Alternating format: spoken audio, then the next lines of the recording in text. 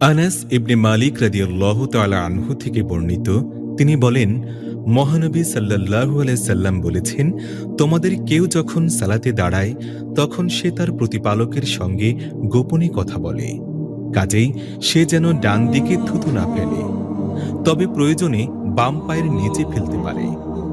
তবে সাঈদ রহমতুল্লাহ আলাই কাতাদা রহমতুল্লাহ আলাই থেকে বর্ণনা করেছেন, সে যেন সামনের দিকে থুতু না ফেলে, কিন্তু বাম দিকে অথবা পায়ের নিচে ফেলতে পারে।